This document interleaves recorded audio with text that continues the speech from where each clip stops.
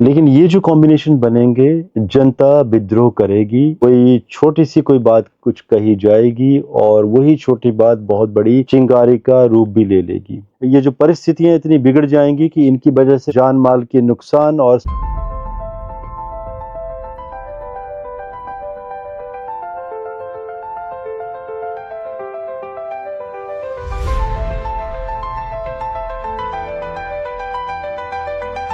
कुर्सी पर बैठते हुए फडणवीस जी दिखाई दे रहे हैं। विदेशों से भारतीयों का अपने देश में वापिस आना।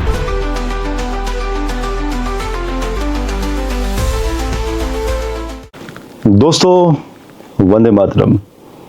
आई नो कि आप लोगों ने थंबनेल का टाइटल देखा होगा। थोड़ा से डर की स्थिति भी बनती है कि ऐसे होना क्या वाला है पूरे विश्व में। अभी आपको याद होगा, ऐसी प्रेडिक्शन मैंने आज से 3 वर्ष पहले भी की थी, जब भारत की कुंडली में राहु रोहिणी नक्षत्र में आने वाले थे। 2022 की बात है और ये तारीख बनती थी 27 जनवरी 2022।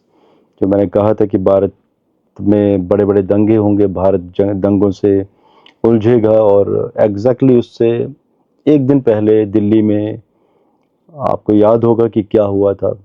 और वो भी जब आप देश के एक फेस्टिवल मना रहे हैं और उस समय बड़े बड़े दंगे हो जाएं और कुछ फेक लोग एंड फेक आइडेंटिटी, परेशानियां, पब्लिक प्रॉपर्टी का तोड़फोड़ करना।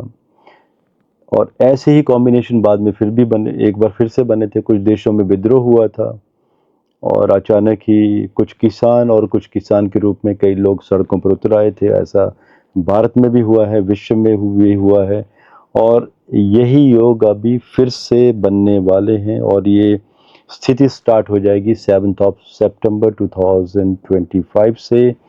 चंद्रमा की जो स्थिति बनने जा रही है, द काइंड ऑफ कॉम्बिनेशन, जिस तरह से मंगल शनि की युति एंड क्लोज डिग्री का सूर्य और मंगल का होना। चंद्रमा से हमारा अभिप्राय है हमारे इमोशंस के ऊपर या तो बहुत ज़बरदस्त कंट्रोल, या तो हमारे इमोशंस हमारे हाथ से चले जाते हैं। देखिए, इमोशंस वही होते हैं एक बेहतरीन, जिनका हमारी आत्मा, हमारा शरीर, हमारा मन और मस्तिष्क, इन चारों के साथ एक इंटीग्रिटी बनी रहे और साथ में हमारा कॉन्शियस और हमारी सबकॉन्शियस। तो बहुत सारी चीज़ों को जोड़ा जा सकता है, लेकिन 4 चीज़ें ही मेन चलती हैं। लेकिन ये जो कॉम्बिनेशन बनेंगे, जनता विद्रोह करेगी, इमोशनल ब्रेकडाउन होगा। कोई छोटी सी कोई बात कुछ कही जाएगी और वही छोटी बात बहुत बड़ी चिंगारी का रूप भी ले लेगी। जैसे कि अगर हम वेस्टर्न साइड की बात करें तो वहाँ पर ब्लैक एंड वाइट के ऊपर कोई छोटी सी टिप्पणी होगी, या किसी ब्लैक व्यक्ति के ऊपर कोई ना कोई ऐसी कोई परेशानी, किसी के ऊपर कोई जुल्म होगा और ये जो चिंगारी होगी वो पूरी दुनिया में भड़क उठेगी।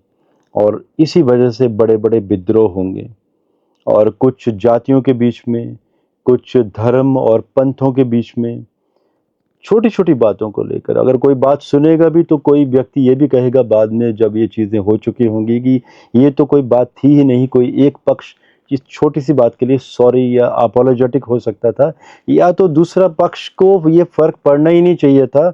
इस छोटी सी बात के लिए जस्ट अवॉइड करना ही बेहतर होता था। लेकिन वो कहते हैं ना, जब बुरा वक्त आता है तो छोटी सी बात भी बड़ा तूल पकड़ लेती है।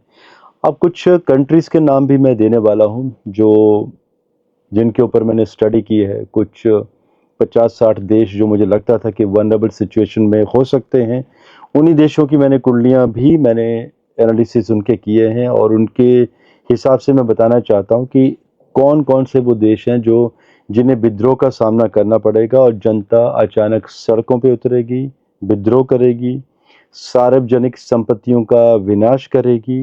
हो सकता है कुछ ऐसे देश भी हों जो बाद में, जो मैंने लिस्ट में देने वाला हूँ, वो इस लिस्ट में ना हो। क्योंकि दोस्तों, जब आप अकेले काम करते हो, अराउंड 400 से ऊपर कंट्रीज हैं, आप कितनी कंट्रीज के ऊपर स्टडी करेंगे, तो समय बहुत लग जाता है।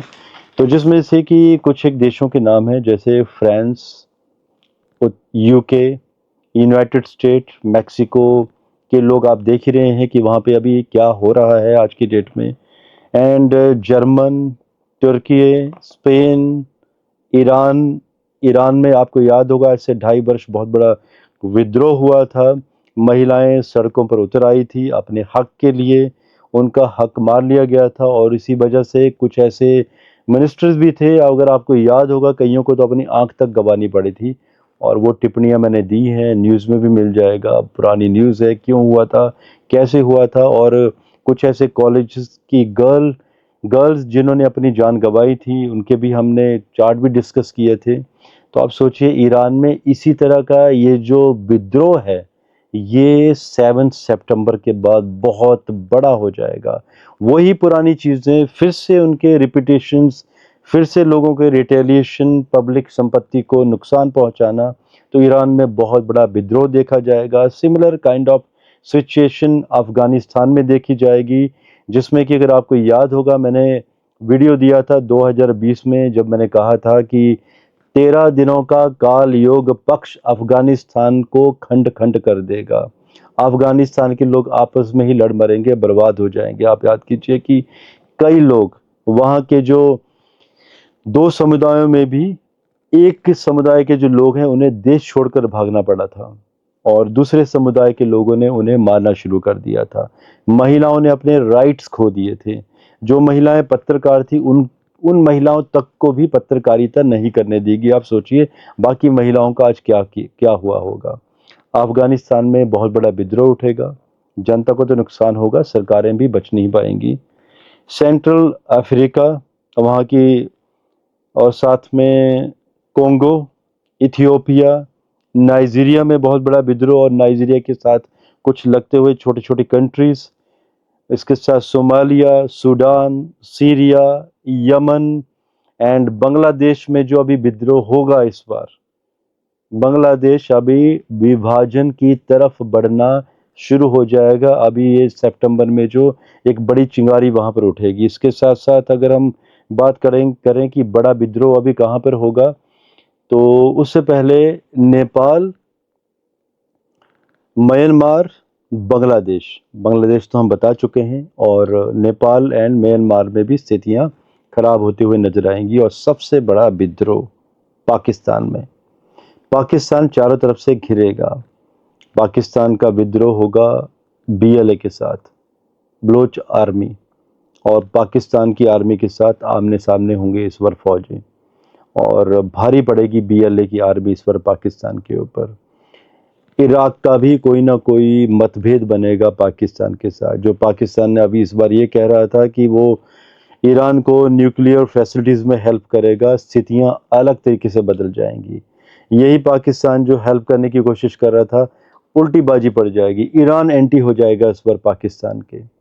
और वहाँ की जो तालिबान लड़ाके हैं उनके द्वारा भी पाकिस्तान को बहुत बड़ी हानि पहुंचेगी। और मतलब जो स्थितियां हैं पाकिस्तान की, बहुत बड़ा विद्रोह, हर तरह से परेशानी। तो दोस्तों ये कुछ नाम लिए हैं मैंने कुछ देशों के, तो दंगों से झुलसने के योग बने हैं, जिसमें कि शनि का कनेक्शन। जो लोग कृषि से जुड़े हुए हैं वो सड़कों पर ज़्यादा उतरेंगे। जो लोग इंफ्रास्ट्रक्चर से जुड़े हुए हैं, इंफ्रास्ट्रक्चर की कंपनियों से जुड़े हुए हैं, वो सड़कों पर उतरेंगे। एंड उसके साथ साथ एजुकेशन सेक्टर, या जो अनएथिकल तरीके से एजुकेशन सेक्टर चलाए जाते हैं, जिनका कोई अस्तित्व भी नहीं है, या ऐसे एजुकेशन सेंटर जो कि क्राइम को बढ़ावा देते हैं, जो गलत तरह से जिहाद की बात करते हैं, ऐसे एजुकेशन सेंटर में कुछ ऐसी गतिविधियां पकड़ी जाएंगी जिनका विरोध होगा सरकारों के द्वारा भारत में भी।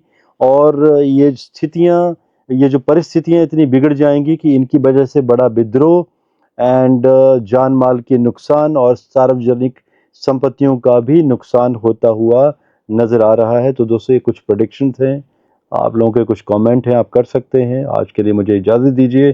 धन्यवाद। जय हिंद। भारत माता की जय।